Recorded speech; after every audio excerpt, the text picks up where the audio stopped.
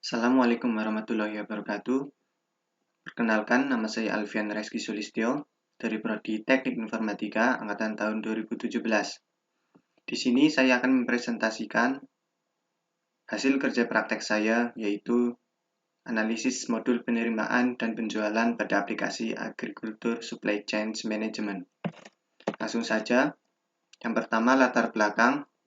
Agrikultur merupakan kegiatan pemanfaatan sumber daya hayati yang dilakukan manusia untuk menghasilkan bahan pangan, bahan baku industri atau sumber energi, serta untuk mengelola lingkungan hidupnya.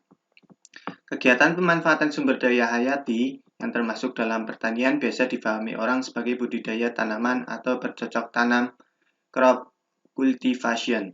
Seiring dengan berkembangnya ilmu pengetahuan, terutama di bidang teknologi informasi, mengakibatkan perubahan yang sangat besar dalam hal penerapan sistem otomatisasi. Kebutuhan akan informasi yang cepat, tepat, dan akurat sangat penting.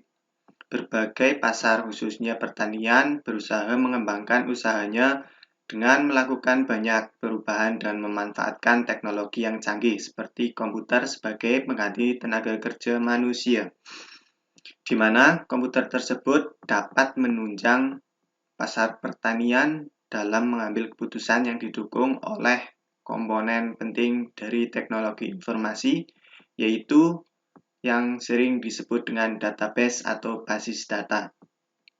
Hal ini yang menjadikan saya untuk mengembangkan sistem informasi pertanian yang selama ini masih banyak menggunakan sistem manual.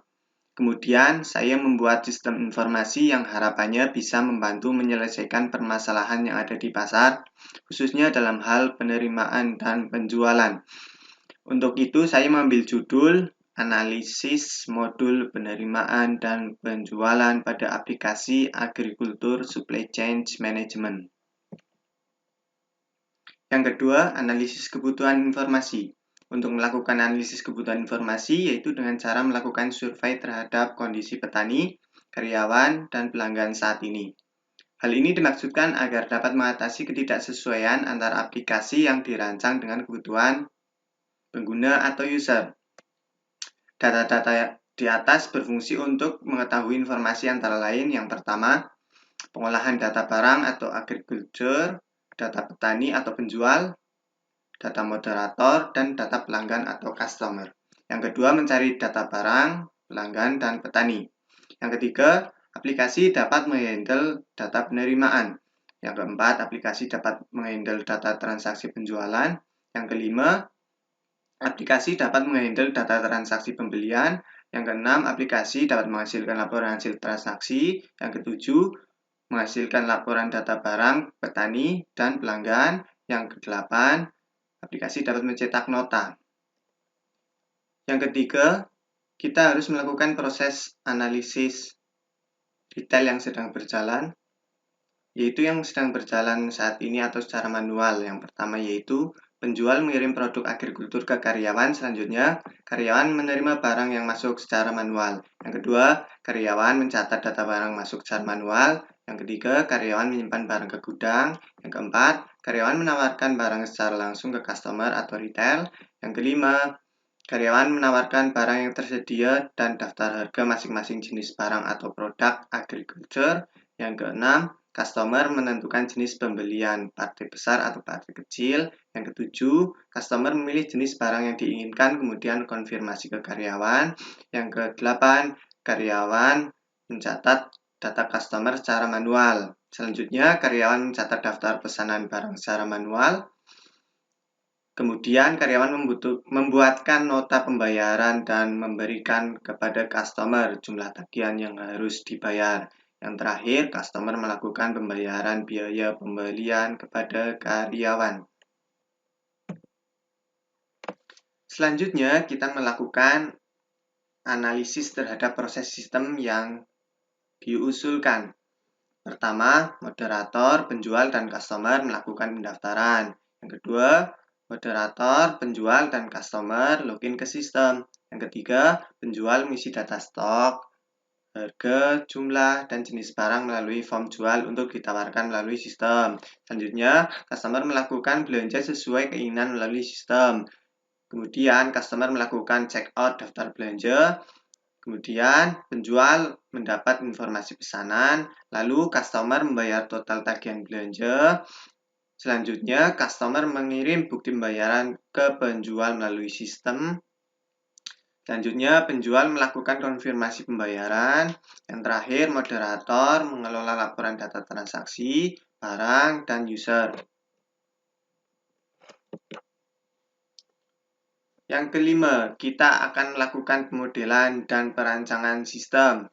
Yang pertama, ada use case. Kita diharuskan membuat use case. Use case yaitu merupakan bagian tertinggi dari fungsionalitas sistem yang akan menggambarkan bagaimana seseorang atau aktor akan berinteraksi dengan sistem.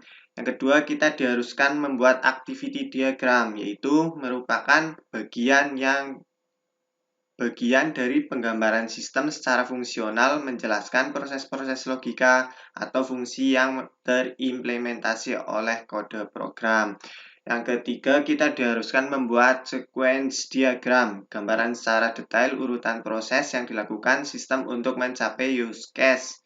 Interaksi yang terjadi antar kelas, operasi apa saja yang terlibat, urutan antar operasi, dan informasi yang diperlukan oleh masing-masing operasi. Selanjutnya, kita diharuskan membuat class diagram, merupakan sebuah spesifikasi dari fungsionalitas yang menghasilkan objek dan merupakan inti dari pengembangan aplikasi ini.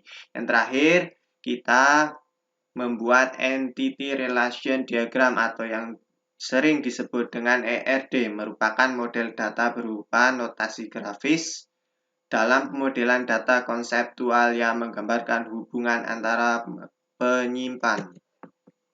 Berikut ini merupakan use case yang saya buat untuk membuat aplikasi ini. Yang pertama, petani dapat melakukan pendaftaran, login, kelola jual, kelola pemesanan, dan kelola pembayaran. Yang kedua, customer dapat melakukan pendaftaran, melakukan login, melakukan pemesanan, dan melakukan pembayaran. Yang ketiga, moderator memantau proses transaksi atau pembayaran. Selanjutnya, untuk activity diagram, teman-teman bisa men-scan barcode yang ada di samping ini untuk melihat activity diagram yang saya buat. Selanjutnya, sequence diagram yang saya buat juga disediakan di barcode di samping. Silahkan teman-teman scan saja. Selanjutnya, ada kelas diagram yang saya buat. Di sini terdapat tabel petani, tabel produk, tabel kategori, tabel pembayaran, tabel pemesanan, tabel detail pemesanan, moderator, dan tabel customer yang semuanya saling berhubungan untuk dapat dijalankan di sebuah sistem. Yang terakhir, saya membuat entity relation diagram. Di sini kita menghubungkan satu tabel dengan satu tabel lainnya. Misalnya di sini tabel kategori dihubungkan dengan tabel produk yang memiliki relasi one to multi. Bisa teman-teman perhatikan semuanya ya. Entity relation diagram dibuat untuk menghasilkan suatu sistem berjalan dengan baik. Kesimpulannya, dalam melakukan sebuah analisis, kita sebagai analis yang baik diharapkan dapat membuat sebuah sistem seefisien mungkin yang bertujuan untuk mempermudah suatu pekerjaan yang dilakukan secara manual menjadi terotomatisasikan. Mohon maaf apabila terdapat banyak kesalahan. Terima kasih. Apabila ada teman-teman yang mau bertanya, silahkan tanyakan di kolom komentar. Sekian. Wassalamualaikum warahmatullahi wabarakatuh.